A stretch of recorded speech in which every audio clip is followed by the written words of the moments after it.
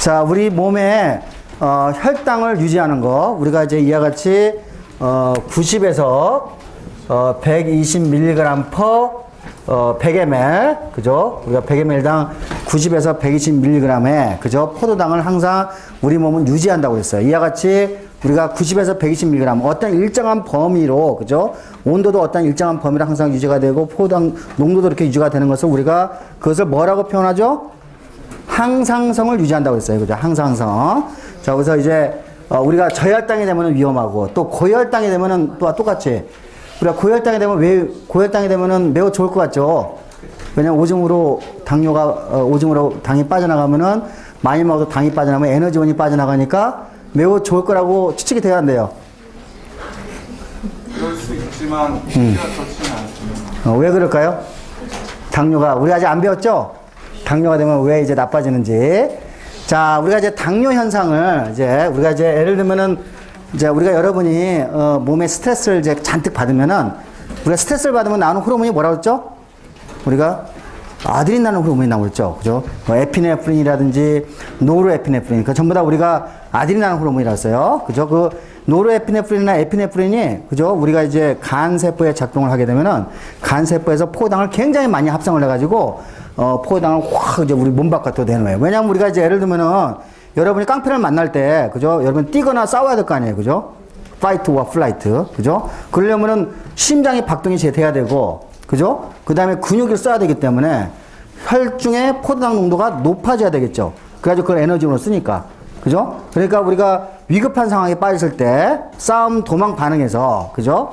우리가 싸움 도망 반응에서 간에서 포도당을 많이 합성해서 혈중의 포도당 농도를 올릴 거예요. 또 여러분이 결국 이제 파이트와 플라이트 레스판스는 그죠? 싸움 도망 반응은 되게 이제 스트레스 상황에서 오는 거죠. 그러니까 여러분이 스트레스를 많이 받으면은 그죠?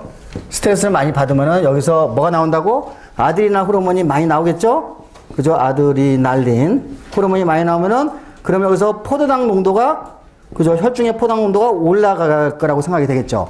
그죠? 그래서 심지어는 어떤 사람 같은 경우는 이게 이러한 급격한 상황에서 우리가 300mg per 그죠? 우리가 100ml 이상의 그죠? 포도당 농도가 생략적으로 올라갈 수가 있어요. 그렇죠. 자, 이와 같이 우리가 이런 현상을 고혈당이라고 하는데, 고혈당. 자, 고혈당이 되면은, 요게 이제 뭘로 빠지냐면은, 그죠? 뭘로 빠지냐면은, 우리가 코마가 뭐죠? 혼수 상태로 빠지게 돼요. 혼수 상태로. 자, 그래서 오늘은, 그죠? 우리가 이제 고혈당에 의해서 어떻게 혼수 상태까지 빠지는가를 한번 간략하게 한번 살펴보자는 거죠. 자, 이거를 이야기해서 뭘 이해한다고 그랬죠? 신장의 작동 원리를 이해를 해야 한다고 그랬어요. 그죠? 신장. 자, 우리가 지난 시간에 우리가 이제 신장을 한번 우리가 잠깐 살펴봤었어요. 자, 우리가 이제 신장은 복잡하게 생각하지 말고 신장의 기본적인 단위, 그걸 우리가 뭐라고 표현했죠? 네프론이라고 했죠. 네프론. 그죠? 네프론이라는데, 네프론의 구조는, 그죠? 이제 이와 같이 제가 이렇게 간략하게 그리는 거예요. 이렇게. 요거 이제 혈관. 그죠? 요거는 혈관이에요. 신장으로 가는 이제 혈관이 되겠죠. 자, 혈관과 이와 같이 신장의 기본적인 단위인 네프론이 이제 이렇게 존재를 하는데, 그죠? 네프론. 요렇게 이제 가면은 이제 오줌이에요. 우리 몸 바깥으로 빠져나가게 되는 거예요. 요런 것을 우리가 네프론이라고 했어요. 네프론이라고 했어요. 네프론.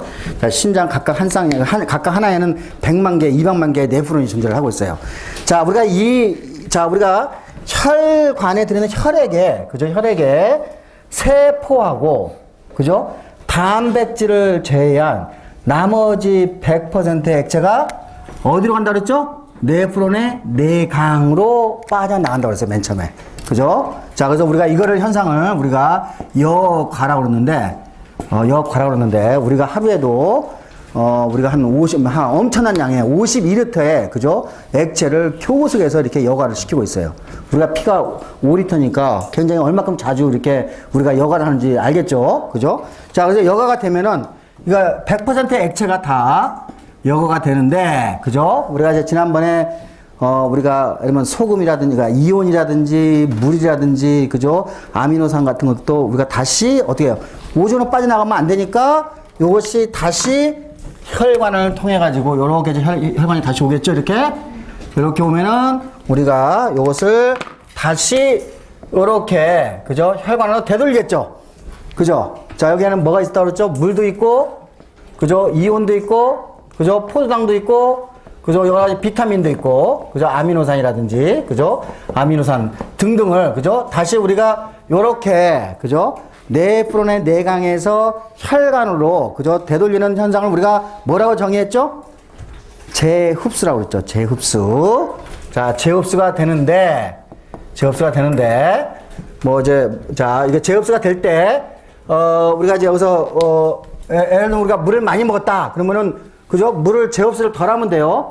물이 부족하면은 물을 재흡수를 더 하면 되고, 그죠? 그러니까 우리가 소금이 많다. 그러면은 재흡수를 덜 하면 되죠. 굉장히 빠르게, 그죠? 물의 양과 이온의 양을 우리가 조절할 수 있겠죠? 한꺼번에 다 해가지고 다시 재흡수되는 양만 조절하면 되니까. 이해하셨죠? 그죠? 자, 이게 이제 포도당이나 아미노산 같은 경우도, 그죠? 다시 당연히 재흡수가 되는데, 100% 포도당이 나오면은, 요거 포도당은, 그러니까 100%다 여과가 되면은, 당연히, 어떻게 되죠? 혈관으로 재흡수가 돼야 되겠죠? 재흡수가 안 되고 그냥 나가게 되면은, 오줌에 당이 빠져나가는 현상이 되죠. 그죠? 자, 예를 들면은, 여러분이 이제, 어떤 사람 같은 경우는 여과가 될 때, 이게 세포가 약간 느슨해가지고, 그죠? 단백질이 빠져나올 수가 있겠죠? 그러면 단백질이 오줌으로 빠져나가는 현상이 되죠?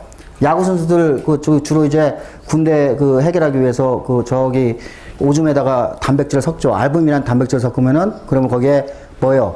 그러니까 당에 단백이 있는 그죠? 단백뇨가 되는 거죠. 그죠? 그래가지고 야구 선수들이 그렇게 해가지고 병역을 회피해가지고 많이 잡혀갔죠. 다 아시죠? 그러니까 이제 이와 같이, 그죠? 우리가 이제, 단백질 같은 경우 조금 빠져나왔는데, 그거는 이제 병에 걸린 사람이고, 보통 단백질은 빠져나오지 않아요.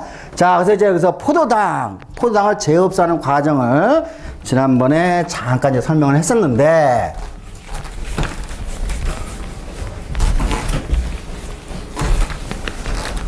제가 요 부분, 이제 요게 이제 세포가 한 층이 이렇게 이제 깔려 있겠죠? 그러겠죠? 그죠? 우리가 이 세포의 층을 내가 뭐라고 그랬죠? 신장, 내피야, 외피죠. 우리 몸 바깥에 있기 때문에 신장에 외피세포라고 했어요. 외피세포. 자, 신장 외피세포를 여기 있는 거를 이렇게 한 마리를 크게 확대해서 그려보면은, 그죠? 이렇게 이제 확대해서 되겠죠. 이렇게 확대해서 그려보면은, 여기 이제 혈관이 이렇게 있고, 여기 혈관이 이제 이렇게 가겠고, 그 다음에 이 신장 외피세포하고, 그죠? 외피세포하고, 요 공간은 이제 우리가 세포 외질로 채워져 있어요. 여기서는 중요하지 않지만, 세포 외질로 채워져 있겠죠. 요거는 여기서는 중요하지 않으니까 여기서 뺄게요. 자, 그러면 이제, 자, 여기에 이제, 요쪽은, 요 아래쪽은 지금 네프론, 그죠? 몸 바깥으로는 오줌으로 나가는 네프론, 그죠? 오줌으로 나가는데, 네프론의 내강이 될 거예요. 우리 몸 바깥쪽이죠. 내강이 되는데, 자, 포도당이, 그죠? 포도당이 나왔어. 포도당이 이렇게 해가지고 이제 나왔는데, 자, 포도당이 오줌으로 안 빠져나가려면은, 요거를, 포도당을 재흡수해야 되겠죠? 이렇게. 세포 안으로. 맞습니까?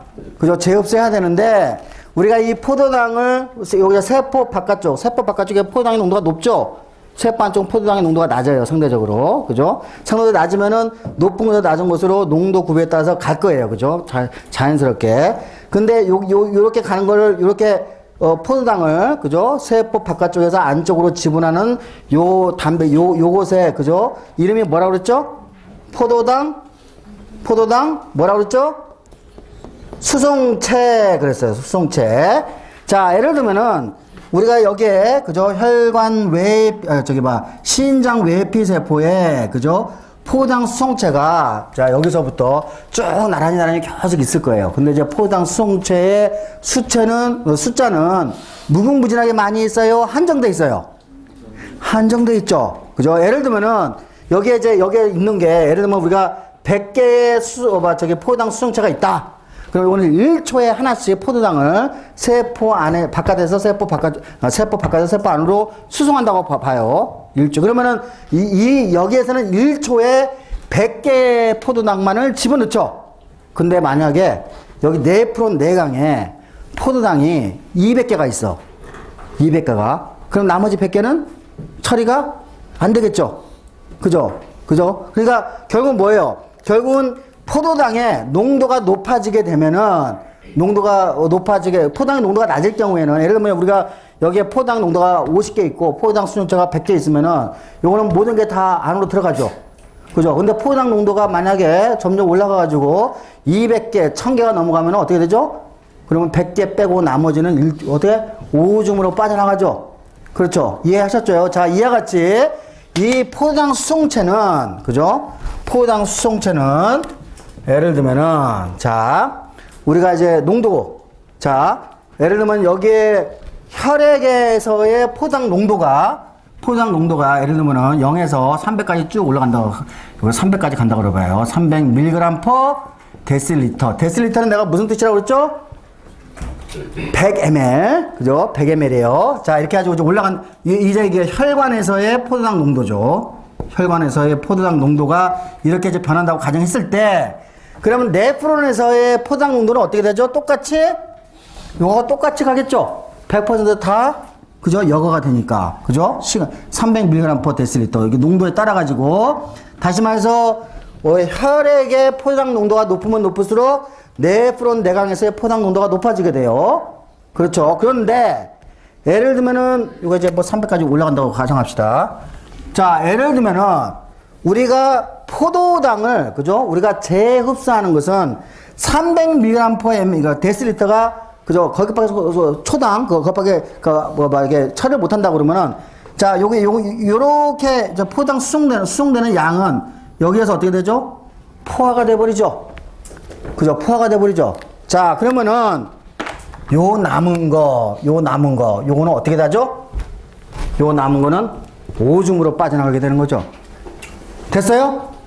자, 이와 같이 포도당 수송체는 무궁무진하게 계속 포도당을, 그죠? 수송할 수 있는 게 아니라, 한정돼 있어요, 숫자가. 그죠? 한정돼 있기 때문에, 우리가, 혈당량, 그죠? 네프론 내강의 포도당 농도가 300mg per 데시리터가 넘어가게 되면은, 그죠?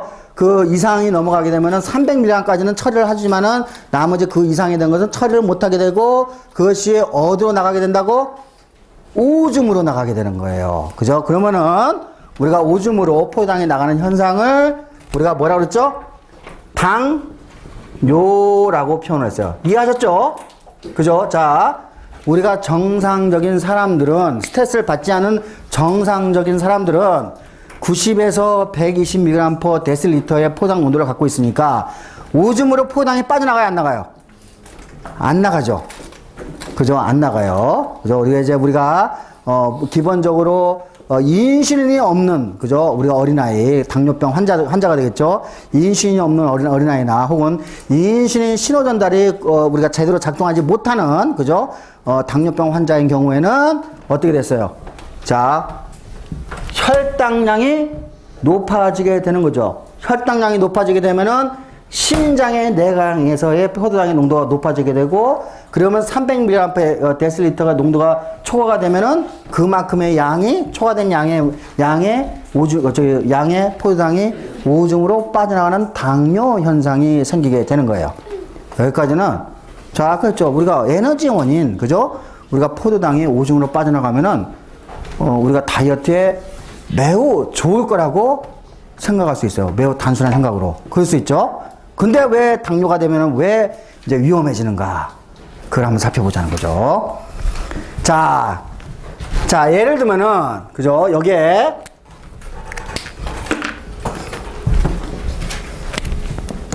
자, 이렇게 있어요. 자, 포도당이 이런 식으로 가지고 혈관으로 들어가. 포도당은 끈적끈적하죠? 얘네들이 포도당만 들어가겠어요? 포도당을 녹이는 물도 같이 들어가겠죠. 맞죠? 그죠? 여기에 이게 포도당이 쪽으로 들어가면은 여기에 물의 농도가 상당히 높아지게 되죠. 그럼 물은 자연스럽게 와러 채널을 통해 가지고 물도 같이 들어가게 되는 거죠.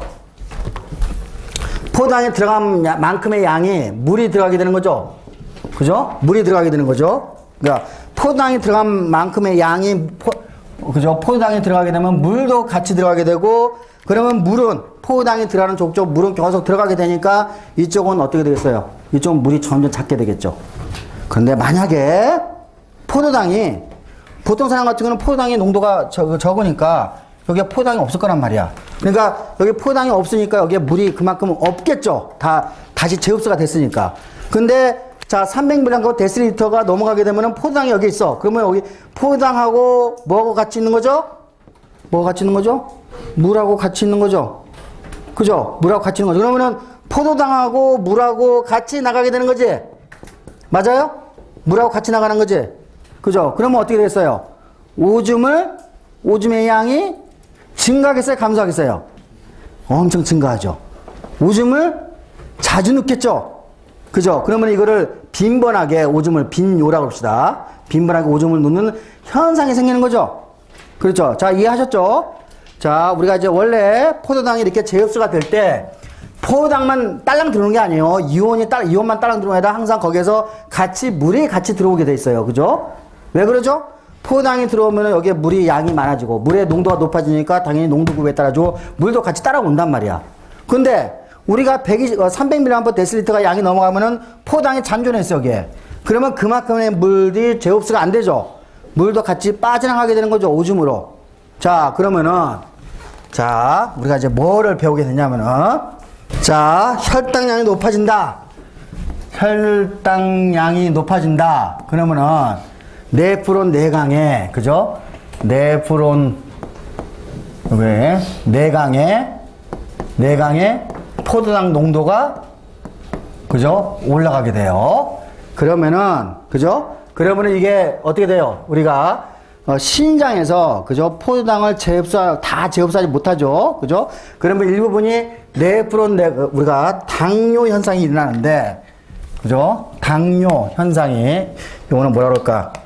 아까 포도당 수송체가 포화되는 것을 신장의 역치라고 그래요. 신장의 역치. 역치라는 건 뭐냐면은 어느 정도 일정한 아래 수준까지 있을 때는 포도당 수송을 다 하지만은 농도가 높아지게 되면은 포화돼가지고 더 이상 올라가지 못하는 그런 포도당 신장에서의 포도당의 그죠? 재흡수가 완벽하게 되지 않는 거죠. 재흡수가 완벽하게 되지 않는 것을 우리가 신장의 역치를 넘어선다는 거예요. 신장의 역치 이상이 되면은 포도당 농도가 그러면은 당뇨 현상이 일어나요. 당뇨. 그죠? 당뇨 현상이 일어나는데 이때 그죠? 어떻게 오줌을 자주 넣게 되는 빈요. 그죠? 빈번하게 오줌을 넣는다고 합시다. 그죠? 폴리유리아예요, 이거는. 폴리유리아라고 하는데 오줌을 자주 넣게 돼요. 자, 그러면은 우리 오줌을 자주 넣게 되면 우리 몸속에 액체 양이 떨어지게 되는 거죠. 그죠? 액체 양이 떨어지는 거예요. 액체 양이 떨어진다는 거는 혈액량이 어때요? 혈액량이 어떻게 떨어진다는 얘기죠? 그죠? 혈액량이 떨어지는 거예요. 그러면 혈액량이 떨어지면은 그러면은 혈압이 올라가요, 떨어져요? 혈압이 떨어져? 혈압이 떨어지죠. 그죠? 혈압이 떨어지면은 가장 치명상을 입는 곳이 어디라고? 뇌. 그죠? 뇌로 가는, 그죠? 뇌로의, 그죠? 포도당 공급과, 그죠? 우리가 산소 공급이 제대로 되겠어요? 안 되겠어요? 안 되죠? 그죠? 그러면 어떻게 되지? 그러면 이때 졸도가 되는 거죠. 콤마 상태에 빠지게 되고, 이게 오랫동안 유지가 되면은 뇌의 세포가 망가져가지고 이 친구는 어떻게 되겠어요? 식물인간이 되고 결국은 죽게 되는 상황이 되겠죠? 이해하셨죠? 그러니까 우리가 혈당량이 높아지면은 이와 같은 순서로 해가지고, 그죠? 우리가 뇌라고 하는 혈관이, 그죠? 뇌 세포가 제대로, 그죠? 작동을 못해가지고 생기는 이런 현상이, 만들어지겠죠. 여러분이 아마 영화를 보게 되면은, 이제 당뇨병 환자들이, 이거 다 인슐린이 없어가지고, 인슐린이 없게 돼가지고, 우리가 혈당량 무진하게 올라가게 되면은, 인슐린 처치를 받지 않으면은, 이제 그 몇 개 영화에서 그런 장면이 나와요. 그러면은, 이 친구가 인슐린 주사를 맞기 전에 막 그냥 혼미 상태에 빠져가지고 막 어쩔 줄을 몰라하는 그런 장면들이 아마 몇 번 봤었을 거예요. 예. 그래서 이와 같은 이유 때문에, 어때요? 혈당량이 높아지게 되면은, 위험해요? 괜찮아요?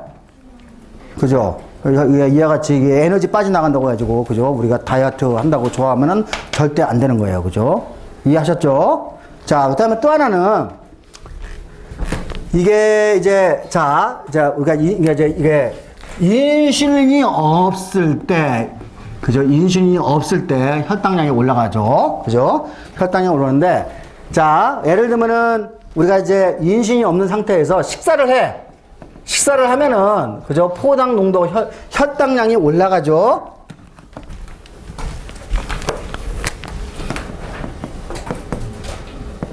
혈당량이 올라가게 돼야 되는데, 혈당량이 올라가게 되죠. 그러면 원래 인슐린이 있으면은 그 혈당량을 낮추기 위해서 간세포, 근육세포, 지방세포에서 포당을 흡수를 해가지고 혈당량을 떨어뜨리는데, 지금 어때요? 인슐린이 지금 없죠? 그죠? 그러니까 간세포로 포당이 들어가요, 안 들어가요? 못 들어가죠? 근육세포로? 못 들어가죠? 지방세포로? 못 들어가죠? 하지만 이 간세포나 근육세포나 지방세포는 포도당이 부족하다고 느끼겠지? 포당이 안 들어갔으니까. 그러니까 어떻게 되죠? 혈당이 올라갔지만은 간세포에서는 나 아직 밥을 못 먹었어. 그러니까 어떻게 해서 포도당을 교석에서 포도당 합성을 하겠죠.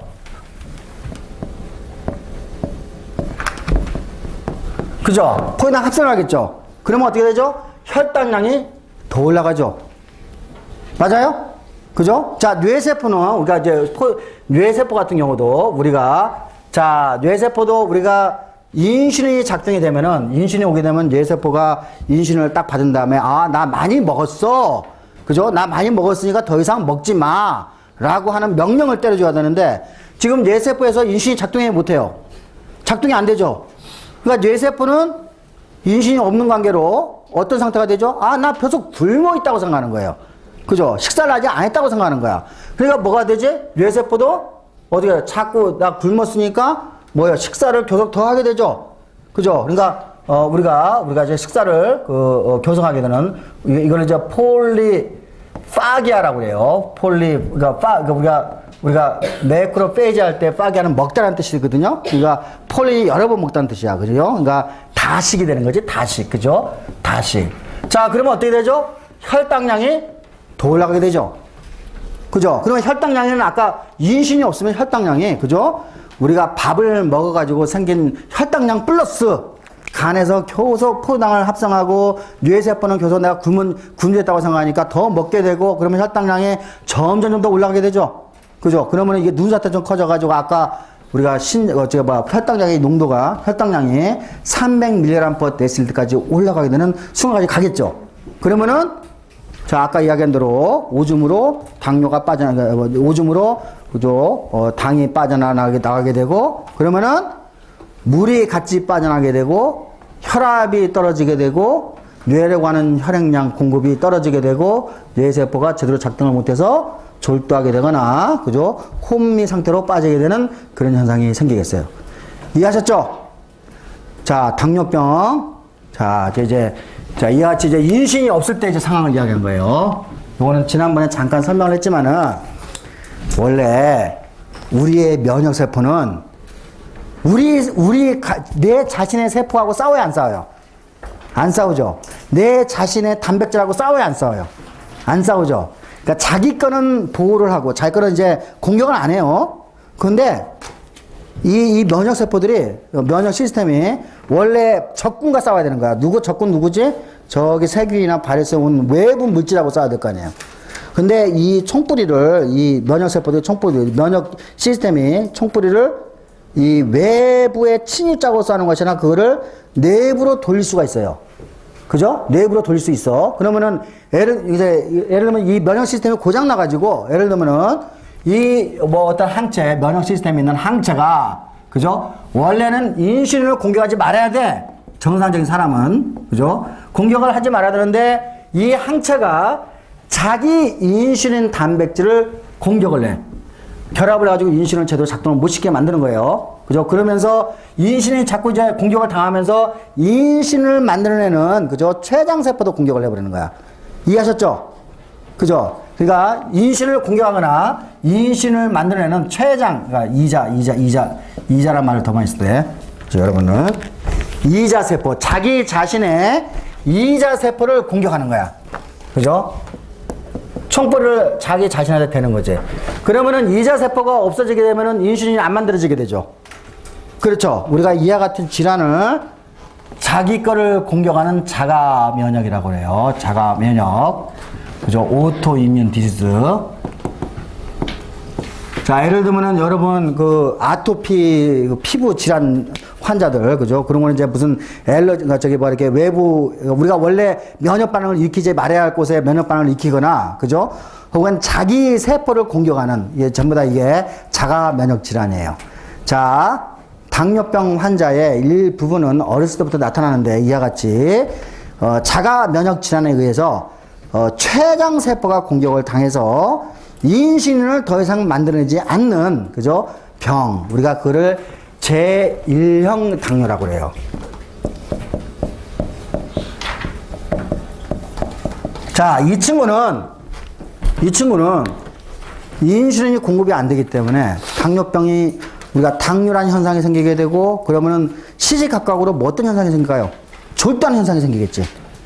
그렇죠? 자, 이 환자를 치유하는 가장 좋은 방법은 뭐예요? 옛날에는 이 인슐린을, 그죠? 인슐린을 우리가 이제 다른 이제 돼지라든지 향한 그 이제 향한 인슐린을 어떤 그 가축으로부터 정제를 해가지고, 그죠? 정제를 해가지고 이렇게 주사를 해가지고 이제 그걸 해결했었는데 매우 비싸겠죠. 그러니까 인슐린 정제할 때. 그러겠죠.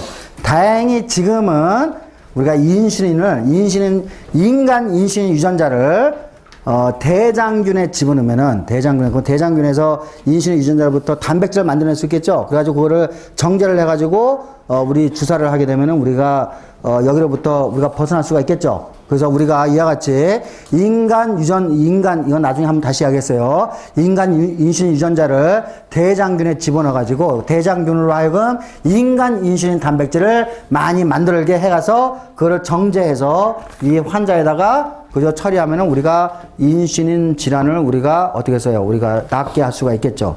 요거는 하루에 2번씩, 그죠? 교속 주사를 해야 되는 불편함이 있음에도 불구하고, 그래도 많은 생명을 구한, 그죠? 매우 중요한 치료법이 되겠죠. 이해하셨죠? 자, 이런 경우는 이제 우리가 방법이 있어요. 하지만, 요거는 그러니까 당뇨병의 아주 일부분만 차지해요. 자, 두 번째 당뇨병은 제2형 당뇨인데,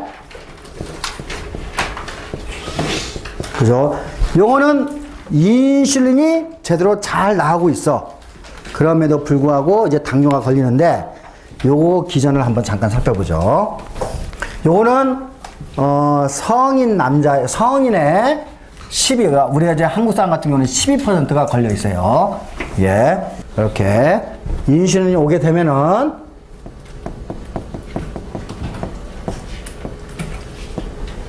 인슐린 수용체, 여기 IR, 인슐린 수용체가 있고, 그 밑에 신호전달 물질인, 그죠? 인슐린 리셉터 서브스트레이트라는 놈이 있는데, 그죠? 요거를 약칭해서 내가 IRS라고 그랬어요. IRS라는 놈이 활성화가 되고, 그러면 여기에서 뜨르륵 신호가 가가지고, 예를 들면 이게 근육세포다. 그러면은 요게 글루트4를 포함하고 있는, 그죠? 요거 이제 베스클이, 요 소낭이 퓨전해가지고 요쪽으로 이동을 시켰죠? 이해했죠? 그죠? 그래서 글루코스가 이렇게 예를 들면 이렇게 신호 전달이 가가지고 이게 퓨전 시켜서 글루4를 이쪽으로 이동시키면은 글루코스가 안으로 들어오게 하는 방법을 가지고 있었어요. 그렇죠? 그런데 여러분이 비만이 되고, 여기서 보십시다. 비만이 되면은, 그죠? 비만이 되면은 지방세포에 우리가 지방이 많이 쌓게 돼요. 그러면은 거기서 지방산이 많아지게 돼요. 지방산이 혈액 속에 돌아다녀요. 이것도 우리가 프리 자유지방산이 이제 혈액 속에 돌아다니는데, 이 자유지방산은 정확하게 어디를 잡죠? 인슐린 수용체를 억제시켜요. 이해하셨죠? 그죠? 자, 그 다음에 이 자유지방산은 또한 IRS를 억제시켜요. 그러면은 자유지방산의 양이 많아지게 되면은 인슐린 신호전달이 잘 가요, 못 가요? 못 가죠? 그렇죠. 못 가죠? 그러니까 요거는 이제 나이가 들면은 우리가 이제 여러분 제 아주 전문 사람 같은 경우는 이런 일이 안 일어나. 40대 중반이 넘어가게 되면은 예, 뭐 여러 가지 이제 뭐 자유지방산도 그 이제 아주 큰 이유 중에 하나고 이제 여러 가지 이유 때문에 이와 같이 인슐린 수용체와 IRS가 그죠 억제되기 시작해요. 그러면은 정상적인 양의 인슐린을 가지고 요게 신호전달이 잘 가겠어 안 가겠어? 그럼 어떻게 되죠? 잘 안 가게 되면은 포도당이 교소 혈액 속에 남게 되는 현상이 되죠. 그죠? 이와 같은 질환, 그러니까 인슐린 신호 전달이 차단되는 현상, 그죠? 요거는 제일 경우는 인슐린 분비가 안 돼서 생기는 현상, 그죠? 인슐린이 못 만들어지고요. 인슐린 분비가 안 되는 현상이고, 요거는 인슐린 신호 전달이, 그죠? 차단돼 가지고 생기는 고혈당 환자가 되겠죠. 자, 그래서 여러분이 이제 나중에, 그죠? 당뇨병이 왜 생기고, 그죠? 우리가 이제 당뇨병을 어떻게 치료할 수 있는가를 우리가, 과학자들이 이제 잘 이해를 하고 있어요. 그래서 우리가 당뇨병 치료 약제 같은 경우도 블록버스터 드럭이 엄청나게 많이 존재를 하고 있어요. 예. 그래서, 사실 이제 제일 안타까운 건 뭐냐면은, 이런 기전들을 우리가 대한민국 과학자들이 그죠 밝혀가지고 여기에서 새로운 약제를 개발하고 그랬으면 좋겠지만은 우리나라 과학은 기껏 몇 년밖에 안 됐다 그랬죠? 그죠? 예를 들면 우리가 인슐린, 그죠? 인슐린이 이런 작동을 한다는 게 1910년대, 17년대에 이게 밝혀졌는데 그때 우리나라는 뭐 했지? 일제 감정기 시대 했잖아. 그러니까 우리가 이런 거 연구할 수 있겠어요? 없겠어요? 그 사람 물론 노벨상을 받았겠지만 벤팅이라는 사람이. 자, 그러니까 우리는 과학을 늦게 시작했기 때문에 이런 몫은 전부 다 누구한테 가 있겠어요? 거기다가 미국이나 유럽 사람들한테 가 있겠죠. 그래서 여러분이 먹는 약의 대부분은 가장 큰 혜택을 받는 나라는 어디지? 그죠? 미국이나 유럽에, 그죠? 굴제 제약회사들이 이걸 먹고 있는 거예요. 근데 이제 우리가 이제 사이언스를 시작했으니까, 그죠? 그러면 이걸 조금 더 자세하게 들여다봐가지고, 그죠? 새로운 약들을 개발하는 쪽으로 가야 되겠죠. 그래서 저는 예를 들면 저 같은 경우는 이제 뭘 하나 발견했냐면은 근육 분화하면서 근육이 분화가 되면은 이제 요런 단백질이 있어요. 요거 그냥 외워 둡시다. 요런 단백질인데 근육이 분화되면은 요걸 이렇게 억제시키는 걸 발견했어요. 근육이 많이 이제 생성이 되면은. 그래서 저는 지금 예를 들면은 요거를 없애버리면은 요게 더 활성화가 되겠죠. 그죠? 활성화가 되겠죠. 그래서 저는 요거를, 실제로 이제 우리가 요 MG53이라는 유전자를 없애었더니 요게 활성화되는 걸 확인을 했고, 그래서 요거하고 요거 둘 사이에, 그죠? 이게 이제 서로 이제 결합을 하니까 결합을 깨는 약을 개발하면은 요게 활성화가 되겠죠? 그죠? 활성화되면은 내가 당뇨병을 치유할 수 있는 약을 지을 수 있다고 생각했어요? 못하겠어요? 생각할 수 있겠죠? 그래서 이제 이런 것들을 이제 이런 연구를 해가지고 다양하게 우리나라 정부에서 돈을 좀 많이 줬어요. 그래서 한 5억 정도 양쪽 해가지고 한 1년에 한 6억 정도 되는 돈을 쓸 수 있도록 해줘가지고 지금 이 약을 개발하는, 나도 이제 한번 블록버스터 드럭을 한번 개발하고 싶어서 이제 그런 일들을 지금 하고 있어요. 그래서 여러분의 이제 스승들이, 그죠? 나름대로 공부를 잘 이제 열심히 잘하고 있기 때문에, 그죠? 그렇기 때문에 여러분들이 저 같은 시험실에 오게 되면은, 그죠? 이런 블록버스터 드럭을 하나 이렇게 발견할 수 있는 가능성이 옛날에 비해서 훨씬 높아졌겠죠. 그러지 않겠어요? 그죠? 예를 들면 요번에 내가 우리 생명과학부가 교수를 이제 신임 교수를 뽑는데 전부 다 경쟁력이 있는 학생들은 거의 다가 PhD를 미국에서 받았겠어요? 한국에서 받았어요. 그죠? 우리나라 이제 대학원 시스템이 매우 좋기 때문에 한국에서 이제 거의다가 박사학위를 받고 미국에 가가지고 박사후 연구원 하면서 좋은 논문을 갖고 왔듯이 이야기는 뭐냐, 우리나라 과학이, 그죠? 잘 발달하고 있다는 것을 보여주는 하나의 예가 되는 거예요. 자, 당뇨에 대해서 뭐 궁금한 거 있어요? 여러분 주변에 큰아버지, 할아버지, 할머니, 당뇨병 환자들이 좀 있긴 있을 텐데 못 봤나요? 주변에? 자, 여기까지 이야기를 자, 요것도 보면은, 그죠? 요거 자유지방산, 요거는 꼭 이거 하나. 그러니까 비만부터 이렇게 가는 거를 우리가 이제 보여주고 있는 거죠. 자, 그러면 이제 우리가 토픽을 좀 바꾸죠, 이제.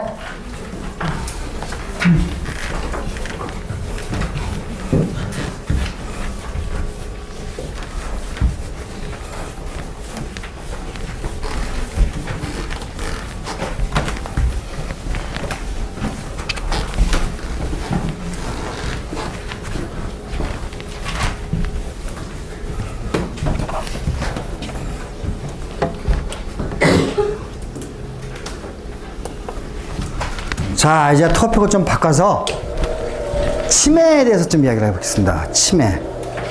여러분들이 여기 그 문과가 이제 상당히 많기 때문에 우리가 정신, 그죠? 인간의 뇌 활동, 뭐 예를 들면 여러분이 그 프로이드 이야기 많이 들었죠, 그죠? 프로이드 하면은 뭐 우리가 어렸을 때 어떤 성적 경험에 의해 가지고 뭐 이렇게 나눠놨어, 그죠? 뭐 초자아, 자아 어떻게 얘기하는데 이 프로이드는 뇌를 들여다보고 그런 이야기를 했을까?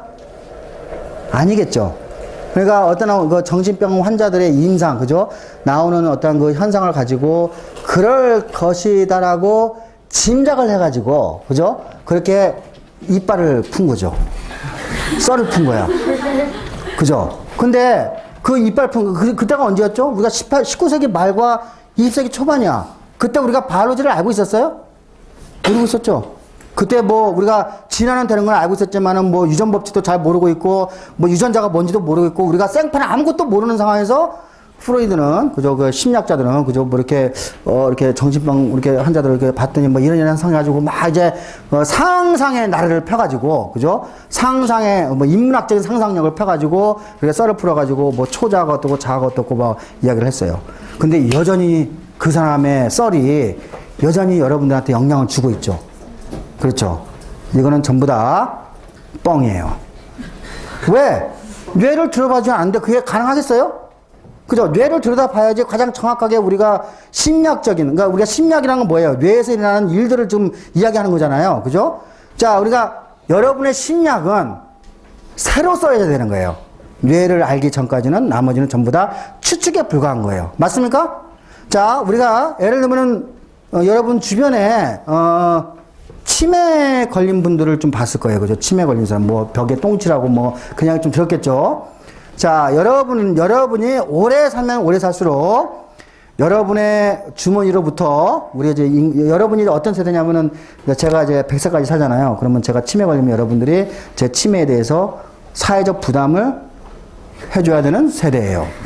맞습니까? 아마도 이제 저희 세대가, 그죠? 저희 세대가 이 현대의학의 도움을 받아가지고, 90세, 100세까지 사는 세대가 될 거예요.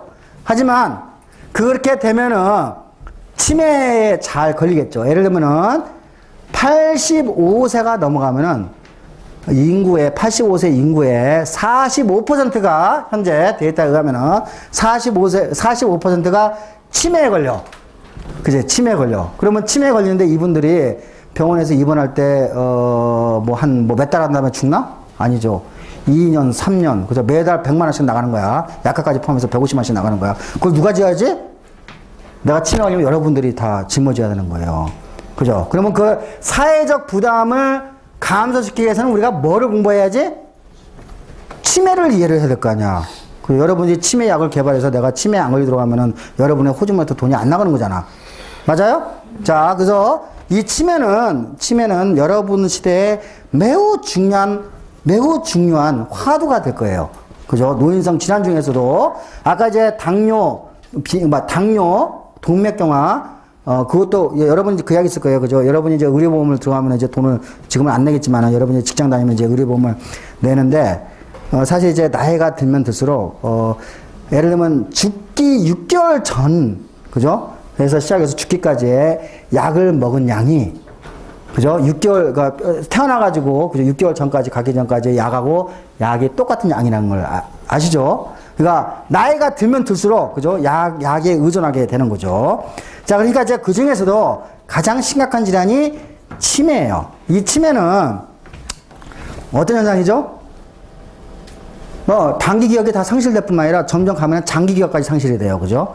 그러면은 내가 방금 전에 밥을 먹었는지 안 먹었는지 다 기억이 안 나고 뭐 텔레비전이나 그런 거 좀 보죠. 그죠? 그러면 바로 여기 뭐 밥 먹어놓고 며느리한테 저 아주 나쁜 뭐 XX라고 그러면서 시어머니한테 밥도 안 먹이는 그죠? 뭐 저 그런 식으로 아주 뭐 이거 좀 봤을 거예요. 그죠? 자, 그와 마찬가지로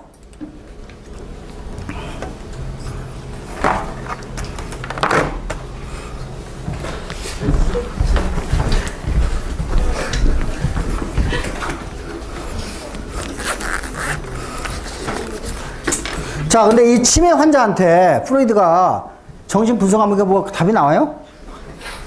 답 절대 안 나와요. 그죠? 여러분이 우리가 이제 뇌 질환 환자들 뭐 예를 들면은 뭐 여러 가지 환자들이 있는데 그죠? 뭐 파킨슨 디지즈, 뭐 알츠하이머스 디지즈, 뭐 루이객 디지즈 뭐 이게 여러 가지 있는데 그 사람들 프로이드가 심리 상담하면 그게 해결될까? 그러니까 예를 들면 여러분이 그 뭐죠? 마라톤에 나오는 그 환자가 뭐지? 그 저기 오티즘이 한국말 뭐지? 자폐증, 그죠? 자폐증 환자를, 그죠? 프로이드가 가가지고 심리 상담하면은 그게 나을까? 아니죠. 여러분이 우울증 환자를, 그죠? 프로이드 데려다 놓고, 하면 그게 우울증이 나을까? 뭐를 해야지? 우울증 환자가 먹어야 되는 거는? 약을 먹어야지. 그죠? 세로토닌이나 도파민의 양을 증가시키는 약을 먹여야지 뭐 이렇게 상담해가지고 해결된 문제가 아닌 거예요. 그러니까 심리학도 우리가 뇌 질환의 그죠? 미스터리가 우리가 이제 우리가 생명과학을 공부하는 것으로 이러한 그죠? 질환에 대한 모든 신비가 다 베일이 벗겨지고 있어요. 그죠? 그러면 이 베일을 어떻게 해서 우리가 치매가 생긴 걸 이해를 하면은 우리가 거기서 뭐가 보이지? 돈이 보이지. 블록버스터 들어. 그죠? 자, 아직까지 치매를 치료하는 약은 없어요. 근데 이제 우리가 과학자들이 치매를 억제하거나 우리가 방지할 수 있는 힌트는 갖고 있어요. 힌트는. 그래서 그걸 더 이렇게 지속적으로 가게 되면은 우리가 치매도 정복할 수 있을 거라고 생각이 들어요. 예를 들면 여러분이 암 있잖아요. 암. 우리나라 같은 경우도 지금 이제 우리가 조기 암을 발견을 많이 했기 때문에 우리나라는 암이 발생을 해도 요즘에는 암 발생해도 다 죽는 게 아니죠. 그죠? 뭐, 예를 들면 유방암 환자의 거의 92%가 생존하니까. 그렇죠? 그러니까 이와 마찬가지로 우리나라 시스템이 잘 이제 굴러가고 있기 때문에 뭐 암 때문에 죽는 것보다는 그러니까 다른, 그죠? 질환 때문에 동맥경화라든지 그런 것 때문에 더 많이 죽는 이제 그런 시대가 돼서 우리가 암도 어느 정도 뭐 이렇게 이해를 하고 있고 어느 정도 이제 정복을 하고 있는 과정이에요. 자, 마찬가지로 우리가 신경질환도 우리가 이제 정복을 하고 있는 중인데 아직 정보가 다 못했어요. 여기 보면 이제 우리가 65세 유병률을 보여주고 그러는데 뭐 우리나라는 그렇게 뭐 그렇게 많이 높진 않은 것 같네요. 여기 보니까. 근데 이제 전 세계 데이터는 지금 현재 85세 노인의 몇 퍼센트? 45%가 지금 치매에 걸려 있어요. 그죠? 뭐 여러분은 레이건 옛날 미국 전 대통령 레이건도 지금 치매에 걸려 있죠. 우리나라 노태우 대통령도 지금 치매 때문에 고생한다는 얘기 들었죠. 그죠? 자, 이 유명한 사람들이 이렇게, 여기 이제 영화 보셨어요? 그죠? 얘는 이제, 나이가 들어서 생긴 치매가 아니라 유전적 질환이에요. 유전적 질환 때문에 생기는 치매. 우리가 이제 유전적 질환의 치매로부터 우리가 이제 그 치매의 기전을 상당히 이해를 많이 하고 있어요. 자, 제가 지금 현재 이야기하고 싶은 거는 그러니까 인문학적으로 그죠? 우리가 심리학을 접근하는 것이 아니라 인문학적으로 정신세계를 들여다보는 것이 아니라 그죠? 우리가 생명과학이라는 그죠? 툴을 이용해 가지고 우리가 여태까지 배웠던 그 툴을 이용해서 가장 여러분이 풀기 힘든 치매 문제를 한번 접근해 보자는 얘기예요. 자, 치매 접근하는데 프로이드가 도움이 되겠어 안 되겠어? 도움 안 돼요. 그죠? 이제 이와 같이 우리가 한번 접근을 좀 해보자는 거죠. 네. 자,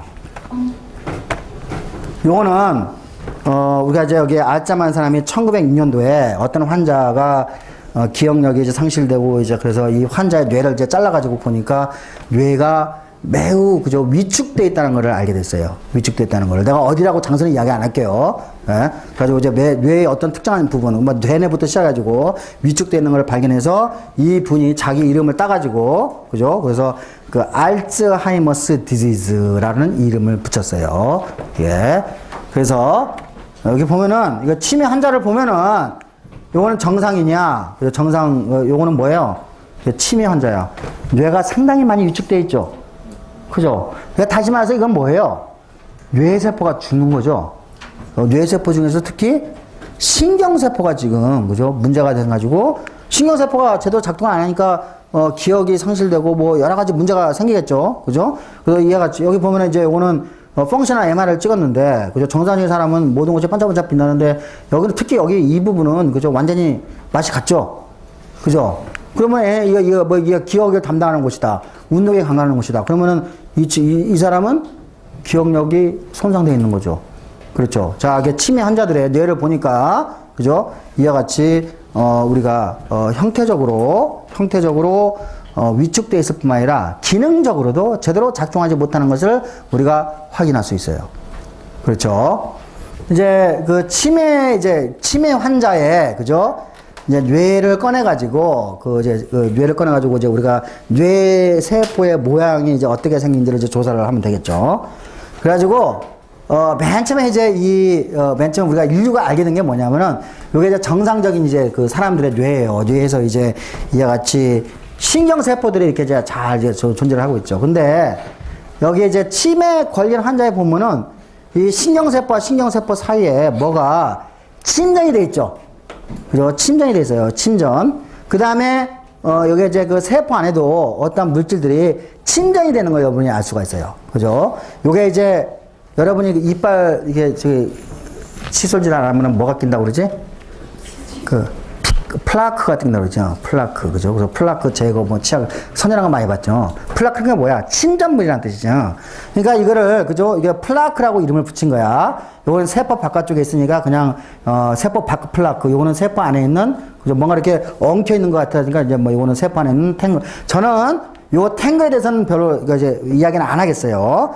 요 세포 바깥쪽에, 그 뉴런의 세포 바깥쪽에 끼어 있는 이 플렉에 대해서 이야기를 해 드리겠습니다. 예. 자, 그래서 플래크가 어떻게 형성되는지를 이해를 하면은, 그죠? 우리가 치매에 대한, 그죠? 정보를, 치매에 대한 분자적 기전을 이해를 할 수 있고, 거기로부터 새로운 약을 개발할 수 있을 거라고, 아마 여러분이 판단할 수 있을 거예요. 자, 그래서, 자, 알츠하이머스 디지즈에 걸리는 치매 환자들의, 그죠? 우리가 신경세포를 그려볼게요. 신경세포가 이렇게 있어요. 뭐 이렇게 이제 이따 이렇게 그립시다. 이렇게 신경세포가 이렇게 있어요.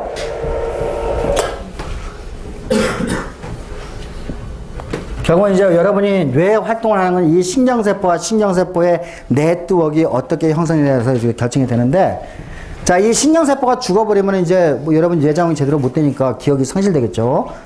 근데 아까 알츠하이머스 디지즈를 보니까, 그러니까 현상이야. 알츠하이머스 환자의 뇌를 끄집어내가지고, 그죠? 요 신경세포를 들여다봤는데, 들여다보니까 여기에 뭐가 이렇게 침전물이 있는 거를 알게 됐죠? 이게 침전물이, 흰 침전물이, 이거 침전물이야, 이거 침전물. 그러니까 침전물이니까 아까 내가 플렉이라는 이름을 붙일 수 있죠. 플렉. 그죠? 플렉. 근데 요 플렉인데, 그죠? 플라크. 근데 요게 마치 녹말처럼 생겼나 봐요. 옛날에 볼 때는. 그러니까 녹말 알죠? 녹말. 그죠? 우리가 고구마 먹으면은 고구마 녹말가루 알죠? 그죠? 모양이 마치 녹말을 풀어놓은 것 같은 형태를 가지고 있어가지고, 그래서 요거를 요게 이제 녹말이라는 뜻이야. 아밀로이드라는 뜻은. 아밀로이드. 아밀로이드는 녹말이라는 뜻이야. 아밀로스 하면은 녹말 분해 효소거든요. 그죠? 그러니까 요게 녹말하고 좀 모양이 비슷하게 생겨서, 그래서 요걸 발견한 사람이 요걸 아밀로이드 플렉이라고 이름을 붙였어요. 요거는 잘못 붙여진 이름이에요. 이게 녹말이 아니거든요. 그죠? 근데 우리가 항상 맨 처음에 발견한 사람의, 그죠? 그거를 이제 따라가지고 우리가 그냥 아밀로이드 플렉 하면 되겠죠. 이해하셨죠? 그죠? 그래가지고, 요게 이제 과학자들은 요 현상을 이제 오래전부터 알고 있었으니까, 이게 치매에 걸려서 아밀로이드 플렉이 만들어진 건지, 아밀로이드 플렉이 생겨서 치매에 걸린 건지, 원인과 결과를 알고 싶겠지. 그렇죠. 만약에 그죠? 아미노이드 플렉 때문에 치매에 걸리면은 아미노이드 플렉을 못 만들게 하면은 못 만들게 약을 개발하면 우리가 치매를 정복할 수 있어요. 근데 이게 결과면은 그죠? 우리가 요거를 공부할 필요가 있어요, 없어요? 공부를 할 필요가 없죠. 자, 그러면은 요거를 이제 우리가 이게 아미노이드 플렉이 그죠? 이게 치매의 원인인지 결과를 알기 위해서는 도대체 아미노이드 플렉의 구성 성분이 무엇인가를 아는 것이 급선무죠. 그죠? 그래서 과학자들이 이제 요 환자의 뇌세포에서 그걸 끄집어내가지고 요거를 긁어서 요거를 보니까 요 아미노이드 플렉은 아까 했죠. 요거 녹말이 아니야. 스타치가 아니야. 그죠? 녹말이 아니고 요거는 펩타이드, 단백질이라는 것을 알게 됐어요. 그 단백질이야. 그러니까 어떠한 특정한 단백질이, 그죠? 특정한, 단백질이 있는데 이 단백질이 여기에 이제 뭉쳐가지고, 응집돼가지고, 요 아미노이드 플렉을 형성한다는 것을 알게 됐어요. 자, 우리가 단백질은, 그죠? 단백질은 아미노산으로 구성이 돼 있죠? 그죠? 그러면 우리가 이제 만약에 여러분이 지금 현재 여기 살고 있다 그러면은 요거, 내가 요거 긁어가지고, 이렇게 긁어가지고 요거를 어디로 갖고 가냐면은 내가 우리 시험에서 할 필요 없어. 저기 한 30만원 주면은 요 단백질에 어떤 종류가 있다는 걸 알아낼 수 있는 벤처한테 맡기면 돼. 그러니까 여기 아미노산 구성이 됐기 때문에 요거를 우리가 이제 뭐 복잡하게 안 할게요. 그냥 우리가 단백질 체학이라는, 그죠? 그러니까 이제 우리가 질량 분석기를 가지고 어떠한 아미노산이 어떤 순서로 배열되어 있는지에 대해서 내가 딱 맡기면은 이틀 후에 나한테 데이터가 짠 하고 와요. 뭔 말인지 알겠죠? 그죠? 우리가 이제 그런 기술을 가지고 있어요. 그러니까, 근데 옛날에는 기술이 없기 때문에 이게 어떤 종류의 단백질인지 알기 위해서, 그죠? 우리가 단백질을 아미노산 다 분리를 하고, 그 다음에 아미노산이 어떤 세월로 되는지를 이해하는데 상당히 오랜 동안 시간이 걸렸을 거예요. 하지만 지금 우리가 현재 가지고 있는 테크놀로지 가지고는 이게 단백질인데, 요거를 내가 바이오 벤처에다 맡기면은 바로 아미노산 서열 정보를 가져다 주겠죠? 그러겠죠? 그래가지고 봤더니, 이름을 붙였어요. 이 단백질 이름을. 요거는 42개의 혹은 40개에서 42개의 아미노산으로 구성이 되어 있는 단백질이야. 그러니까 펩타이드겠죠. 그죠? 펩타이드. 그죠? 단백질이야. 그래서 요 단백질 이름을, 그죠? 요게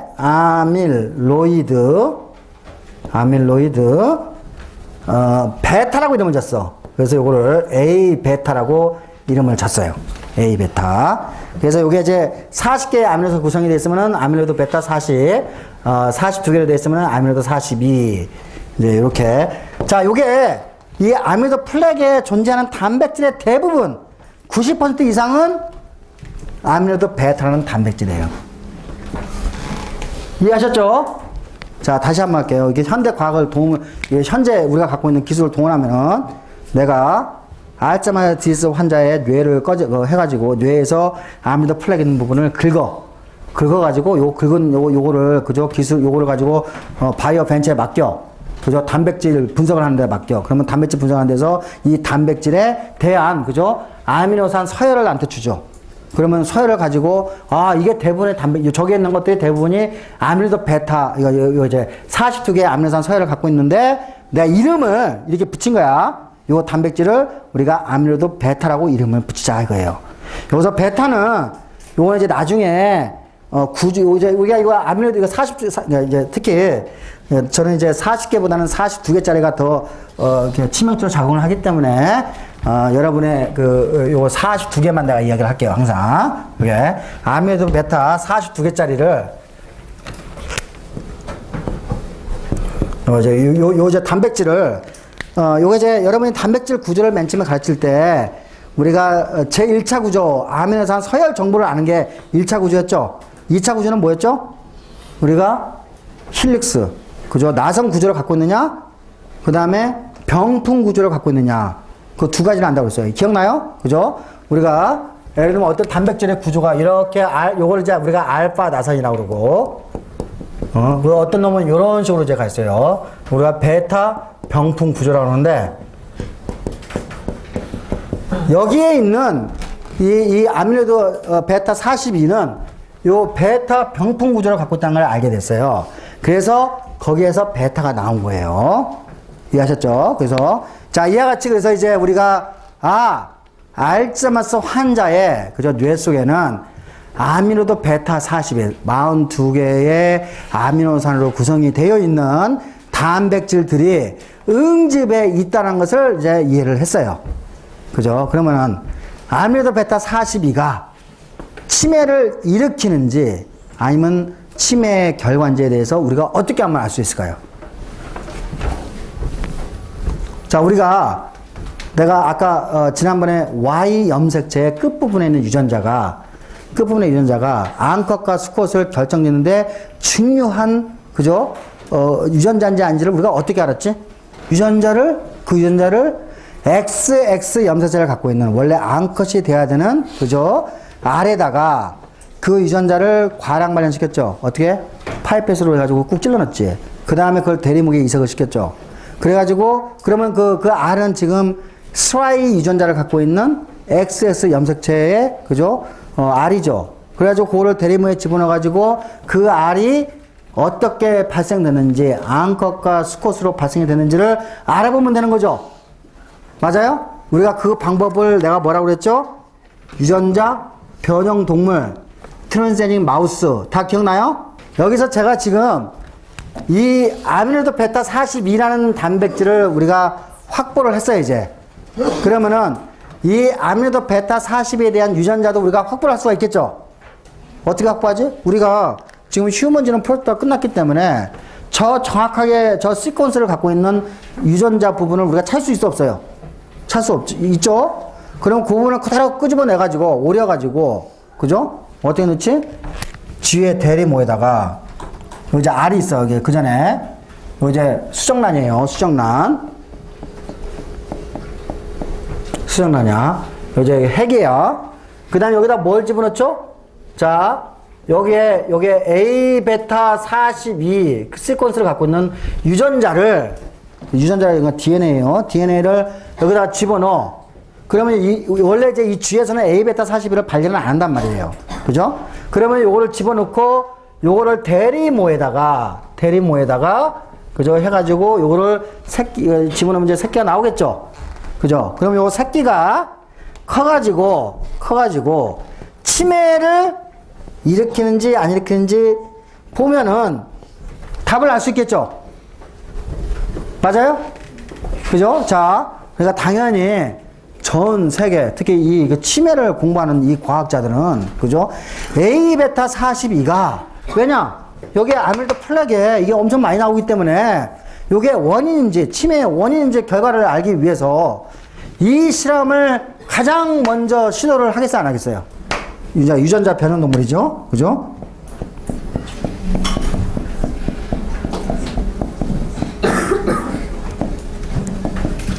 요거를 내가 트랜스제닉 마우스라고 그랬어요. 트랜스제닉 애니멀. 여기 마우스니까, 요거는 이제 트랜스제닉 마이스를 만들어가지고, 이해했죠? 그러면 요 새끼가, 그죠? 뭘 발견하죠? 뇌에 A베타 41을 발견을 시키고, 그러면은 이게 이제 커가지고 뇌를 이제 분석을 하기 시작하는 거죠. 거기에서 만약에 이 쥐의 뇌에서 이와 같이 이런 현상이 똑같이 나오면은 A베타 42는 치매의 원인이야, 결과야? 원인이죠. 매우 중요한 실험이 될 수밖에 없겠죠. 전 세계 모든 내노라 하는, 그죠?